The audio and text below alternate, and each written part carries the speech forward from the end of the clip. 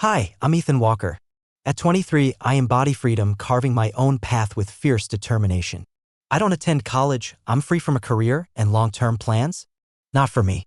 I live each day, grabbing odd jobs, spending time with friends, scraping by to pay for my bed in a shabby hostel I call home. Some say I'm wasting time, but I believe youth is for living, not for being tied down. Just last week, my friend Travis reached out with a quick gig. My aunt needs her fence painted. She'll pay well, much better than that other job. At the diner, money talks. I told him I was in, not expecting much, just an older lady in a worn house with an even older fence. But work is work, and I know my way around a paintbrush. The day arrived, hot and dry, the sun low over the sleepy suburb. I walked through quiet streets to the address Travis texted. The houses were well kept, yards neatly trimmed, way out of my league. I felt at the moment I reached the house I didn't belong here. I froze. She stood there, watering the flowers on the porch. I remember thinking, no way. This is his aunt? She looked barely in her 30s, dressed in a simple white tank top and denim shorts, her long dark hair loosely tied back. Tall, graceful, confident, you could just tell. She glanced up and smiled, soft yet warm. "You must be Kellen," she said. "I'm Claire Morgan. Travis told me you'd be helping me out today." I froze, a jolt of reality hitting me hard. "Yeah, Kellen, nice to meet you." She laughed softly, aware of her charm. "Come on, I'll show you where the paint and brushes are." The fence loomed, long, wooden, and weary, begging for a new coat. "Embrace the moment," she said. "I'd rather be done right than fast. I'll bring you lemonade soon." I gathered my supplies and began, the brush moving in a soothing rhythm. The sun blazed overhead, sweat trickling down as paint glided over the warm boards. Occasionally, I glimpsed Claire Morgan through the bay windows, lost in conversation or absorbed in a book on the porch. An hour later, she appeared with a cold glass of lemonade. "You're amazing," she praised me, exceeding my expectations. "Truly, thank you." I took a deep sip. Gotta earn my keep, right? We chatted briefly. She mentioned working from home, doing consulting, and being widowed. I didn't pry. The sun shifted, casting long shadows. Lost in my work, I heard the screen door creak. Footsteps approached. "You know," she said softly, teasing yet smooth, "if I were your age, I'd invite you in." I froze, brush in hand, momentarily questioning my ears. I turned slightly, meeting her gaze. Her expression was unreadable, but a faint smirk hinted at a challenge, daring me to respond. I laughed, tension coiling in my gut as I wiped the sweat from my brow. She shrugged, eye sparkling. "But I'm not your age." Back to painting, just like that. She walked back toward the house. I stared after her, the day's heat suddenly overwhelming. In that moment, I knew one thing. This was no ordinary gig. The next morning, I awoke in my cramped hostel room, sunlight slicing through the blinds. I stared at the ceiling, replaying Claire Morgan's words from yesterday. "If I were your age, I'd invite you in." It wasn't just the words, it was her tone, playful, confident, as if she anticipated my every reaction. A stirring sensation gripped me, but I shook it off and slipped into a faded t-shirt. I had a task to complete. Nothing else mattered. When I reached her home, Claire Morgan was outside, tending to her plants in a flowing sundress and sandals. She waved as I approached. "Morning, Ethan Walker. Ready to tackle the rest of the fence?" "Morning. Absolutely, let's make it happen." I smiled back, moving in sync with my brush, stroke after stroke. The sun rose high, the heat enveloping me. Around noon, Claire Morgan appeared with a bottle of cold water. "I thought you might need this," he said. Her gaze spoke volumes. "Thank you. You're saving my life," I joked, wiping sweat from my forehead. We kept our distance all day, yet an undeniable energy crackled between us. I couldn't shake it, and I sensed she felt it too. Each time I caught her watching from the porch or as she passed by, I questioned how much of this was deliberate. By late afternoon, the tension thickened. As I approached the final stretch of fence, everything had gone seamlessly. I found myself in no hurry to wrap it up. I loved being there. Silence enveloped me, a stark contrast to the hostel's chaos and the grind of my usual jobs. I set down the brushes, stepping back to take it all in. It was good, really good. I spun to see Claire Morgan relaxed against the doorframe, arms crossed, that calm smile fixed on his face, watching me intently. She inquired, "Looks amazing, doesn't it?" She nodded, a spark of approval in her eyes. "You exceeded my expectations. You've earned every penny and perhaps a bit more." I raised an eyebrow. She tilted her head, a flicker of intrigue in her eyes. "Why not step in for a quick, refreshing drink before you leave? You deserve a moment." The safe choice was to decline and retreat to my familiar life, but something within urged me to move ahead. I never played it safe. I shrugged, why not? Her home mirrored my thoughts, modern yet cozy, soft neutral tones, family photos artfully arranged but none recent. An older wedding picture caught my eye on a side table. It revealed all I never sought. Claire Morgan handed me a glass of iced tea, gesturing for me to sit at the kitchen island. The wide-open window let in the late sun, bathing the counters in warmth. We spoke of nothing and everything. I shared my random jobs, my aimlessness, the thrill of freedom without a plan. She listened, laughed, and shook her head. You remind me of who I was, she whispered. You were reckless once, just like me. I once thought life was about chasing moments, not building fences. Her words struck me hard. We laughed, then she revealed a bottle of red wine. Care for a glass? She asked. I hesitated, unsure if I should cross that line. Her gentle, reassuring gaze met mine. I nodded and we drifted to the living room. The wine flowed like silk and our words danced effortlessly. I never expected it to be so easy with her. Older, yes, but there was nothing forced or awkward as night enveloped us. The conversation faded and we sat close on the couch, a little tipsy yet acutely aware of the tension simmering between us. Claire Morgan set her glass down, turned to me and said, You're a good guy, Ethan Walker. I don't usually do this, she murmured, her voice barely a whisper. She leaned in, her lips grazing mine. I froze for just a heartbeat, then kissed her back, softly at first, then with growing confidence. Her hand found my arm, mine settled on her waist. Time slipped away as the world outside vanished. In that moment, nothing else existed. The night unfolded, unhurried and perfect. Silence reigns. No promises. We chose this moment, raw and real. I woke in strange sheets, soft morning light spilling through half-open blinds. For a heartbeat, I stared at the ceiling, the scent of fresh coffee wafting in from the kitchen. I had no regrets. None. I glanced at the empty space beside me, then slid out of bed. Pulling on my jeans and t-shirt from the night before, I followed the sound of brewing coffee to the kitchen. Claire Morgan stood barefoot in leggings and a loose sweater, stirring cream into her mug. Morning, I said, my voice still raspy. She looked up, a calm, knowing smile gracing her lips. I stood there, awkward, unsure of the unspoken rules of the night before. She offered me a mug coffee. I accepted and we leaned against our respective counters, sipping in silence. Finally, Claire Morgan broke the stillness. Please, don't assume this is something I do often. I shook my head. She stared out the window, fixated on the freshly painted fence. Talking to you, Ethan Walker, feels rare and effortless. It's a breath of fresh air. Uncertainty gripped me, leaving me speechless. I nodded. Words escaped us. I left soon after, not by choice, but because it felt necessary. We never defined what had transpired. Life resumed its rhythm, or whatever semblance of normalcy I had. I took on extra shifts bussing tables, did yard work for cash, and spent time with friends at dive bars. Yet, she lingered in my thoughts. One night, about a week later, Travis and I sat on the cracked patio behind the hostel, beers in hand. He rambled on about working girls, but I was lost in my own world. You good? Travis asked, noticing my untouched drink. I paused, heart racing. Hey, I need to talk about your Aunt Claire Morgan. His laughter echoed. What happens to her? I shrugged, attempting to mask the storm inside.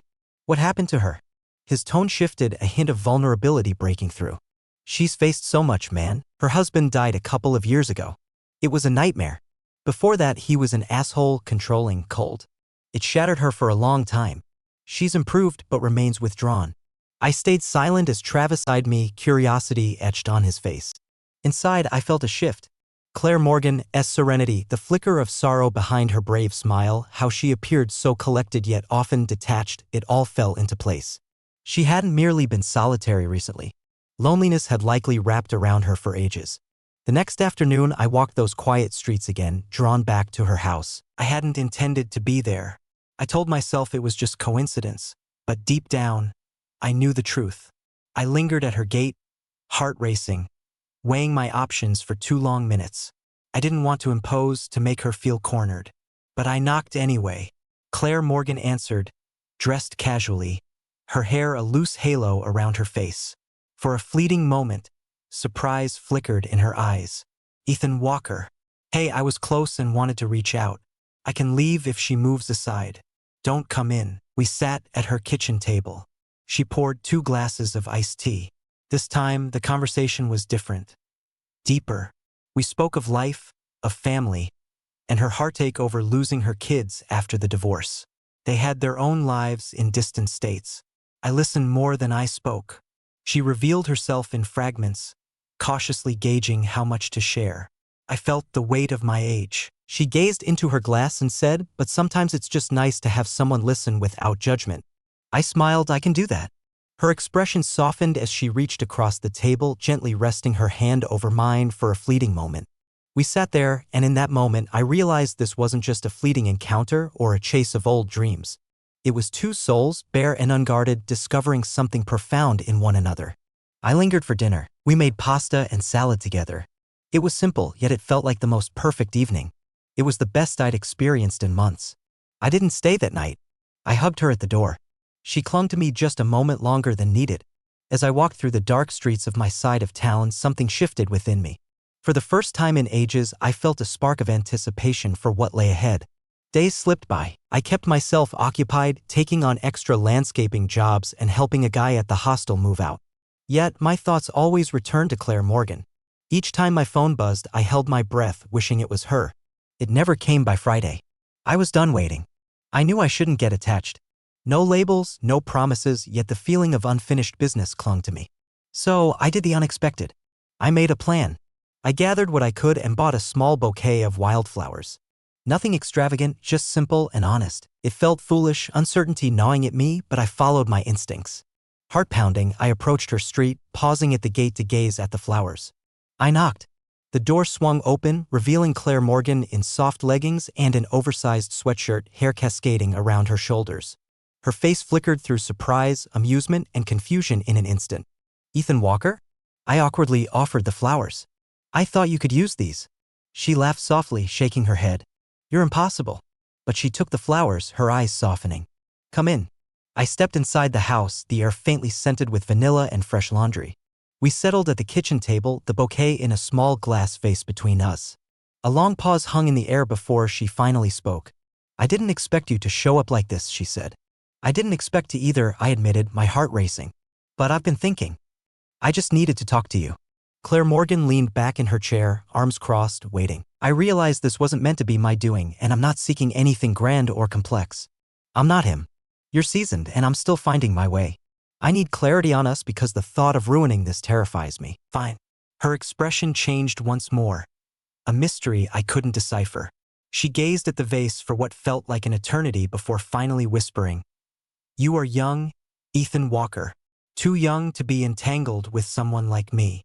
My life is chaotic. My past weighs me down. My kids hardly talk to me. My marriage left deep scars that linger." I sat in silence, her words hitting hard.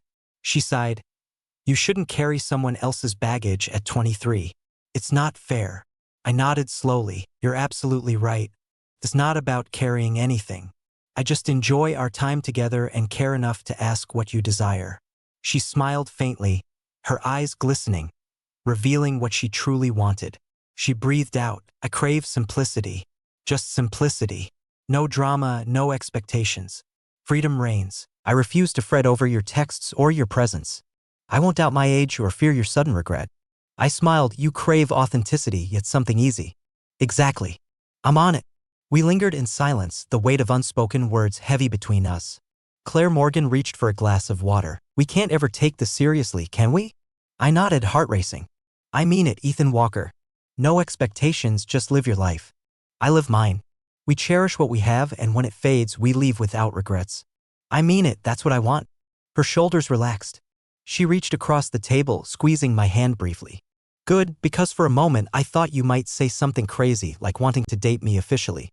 We both laughed, and the tension between us vanished that night. I didn't linger. I hugged her at the door, a tight embrace that spoke volumes. We both understood our bond defied convention, illogical yet perfect. As I walked away down her street, the familiar chaos awaited, but I felt an unexpected sense of stability. I was free, and so was she. For the first time in ages, something undefined felt right. Weeks morphed into months, my life a beautiful chaos, odd jobs, hostel nights, cheap bar meetups, and a phone that barely held a charge. Yet, Claire Morgan emerged as a calm, unwavering force beneath it all. We never spoke of what we were. No labels, no expectations. She never wondered where I was, and I never questioned her. We met when it suited us. Some weeks I visited twice, other times silence stretched for days. It never felt strange.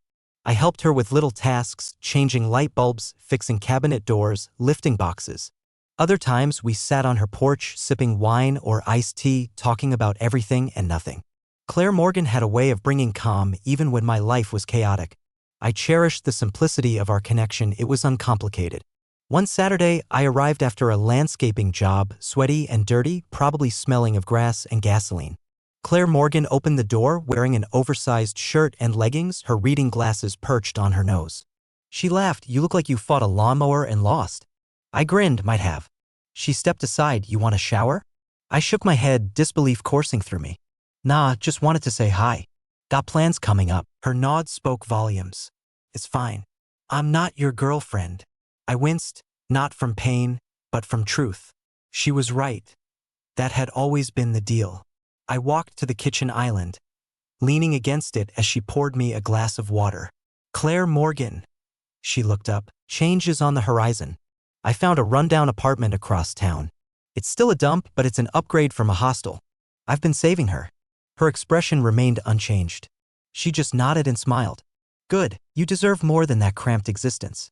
I hesitated. "It means I won't be here much longer."